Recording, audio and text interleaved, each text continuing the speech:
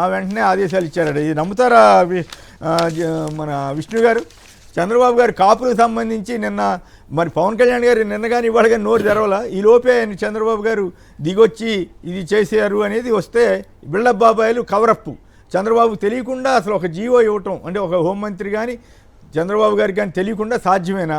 ఇప్పుడు కాపులకు కోపం వస్తుందని చెప్పి అక్కడికి కాపు సంఘాలు కొన్నింటిని పెట్టి వ్యతిరేకంగా మంచిదే అని చెప్పించారట. అది ఒక విచిత్రమైన పరిస్థితి. సో దీని మీద మీరేమంటారు? సంక్షిప్తంగా చెప్పండి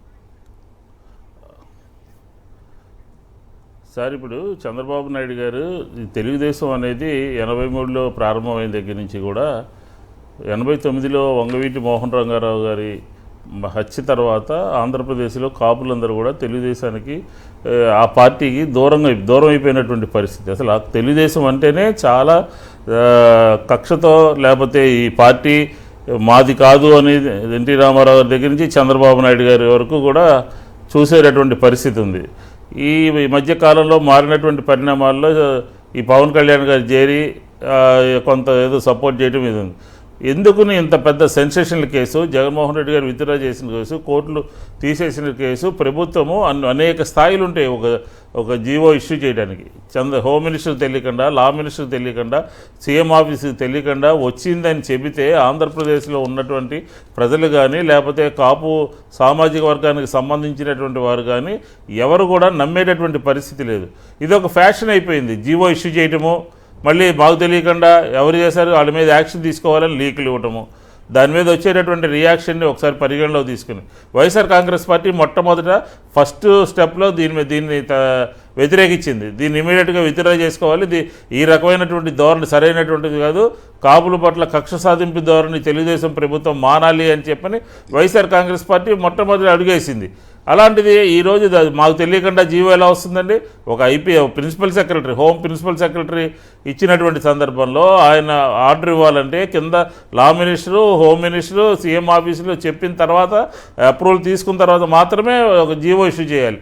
ఇలాంటి కీలకమైనటువంటి జీవోలు ప్రభుత్వంలో ఉన్నటువంటి పెద్దలకి తెలియకుండా వచ్చాయి అని అంటే అది అబద్ధము, వాళ్ళు చెప్పేటటువంటి మాట అబద్ధము, అసత్యం అని తేలుతుంది. ఎందుకంటే ఈ రాష్ట్రంలో ఉన్నటువంటి సామాజిక వర్గం యావత్తు దూరం అయిపోతున్నారు.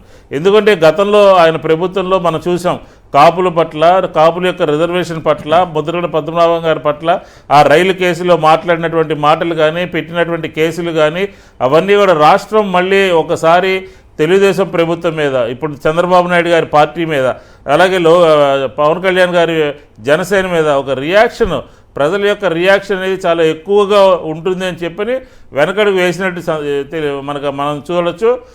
అదే కాకుండా ఆ సందర్భంలో రైలు తగలబడిపోయినటువంటి సందర్భంలో చంద్రబాబు నాయుడు గారి మాటలు ఇప్పటికీ కూడా గుర్తొస్తూ ఉన్నాయి. దీంట్లో పులివెందులకు సంబంధించినటువంటి వాళ్ళు కూడా ఉన్నారు అని చెప్పని ఆ రోజు కూడా ఒక అబద్ధం ఆడి దాన్ని సర్క్యులేట్ చేశారు. ఆ హింసకి వైఎస్ఆర్ కాంగ్రెస్ పార్టీని కూడా అంటగట్టాలని చెప్పిన ప్రయత్నం చేశారు. కాబట్టి ఈ జీవో ఎవరైతే ఇష్యూ చేశారో, ఎవరైతే ఇష్యూ చేయాలని నిర్ణయం తీసుకున్నారో వాళ్ళందరినీ కూడా ప్రజల ముందు దోషిగా వైఎస్ఆర్ కాంగ్రెస్ పార్టీ నిలబెట్టేటటువంటి ప్రయత్నం చేసింది. తప్పు చేశారు కాబట్టి ఏమైనప్పటికీ కూడా పవన్ కళ్యాణ్ గారు 2 రోజులుగా కీలకమైనటువంటి ఆదేశాలు తన సామాజిక వర్గానికి సంబంధించినటువంటి, అలాగే ఈ రాష్ట్రంలో ఉన్నటువంటి అత్యధిక సామాజిక వర్గానికి సంబంధించినటువంటి వాళ్ళ మీద ప్రభుత్వము కుట్రపూరితంగా కేసును తిరిగి తోడాలి అని చెప్పని, మళ్ళీ వాళ్ళందరినీ కోర్టులో ముద్దాయిల కింద పెట్టాలి అని చెప్పని ఒక ప్రయత్నం చేస్తే ఎందుకని మౌనం వహించారు? ఆ మౌనం అంగీకారమా కాదా? లేకపోతే దీన్ని విత్డ్రా చేసుకోమని ప్రభుత్వానికి బహిరంగంగా చెబుతారా చెప్పరా? దీన్ని వైఎస్ఆర్ కాంగ్రెస్ పార్టీ డిమాండ్ చేస్తోంది. రైట్. గోపి గారు సంక్షిప్తంగా మీరు కూడా చెప్పండి. ఒక సీఎంకు తెలియకుండా ఇట్లాంటి ఆర్డర్లు రావటం, మళ్ళీ బిల్డప్ బాబాయిలు సీఎం గారు ఆగ్రహం చెందినట్టు రాయటం, దీని మీద సంక్షిప్తంగా మీరేమంటారు మీరు ఒక జర్నలిస్ట్గా? సార్, ఇది అంటే ముఖ్యమంత్రికి తెలియకుండా జీవో రావడం అనేది కుదరదండి.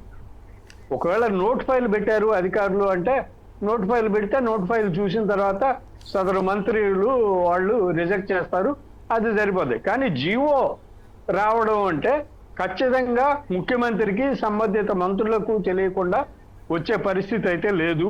అధికారిక జీవో వీళ్ళు ఇప్పుడు చెప్తున్నట్టుగా ముఖ్యమంత్రి గారికి తెలియదు అని చెప్పినట్టుగా చెప్తే కూడా ప్రజలు నమ్మే పరిస్థితి అయితే లేదు. జీవోలు అనేది ఏదైనా కూడా వివిధ స్థాయిల్లో చర్చించాక, సంబంధిత మంత్రుల అనుమతి తీసుకున్నాక, ముఖ్యమంత్రి అనుమతి తీసుకున్నాక వచ్చేస్తూ ఉంటాయి.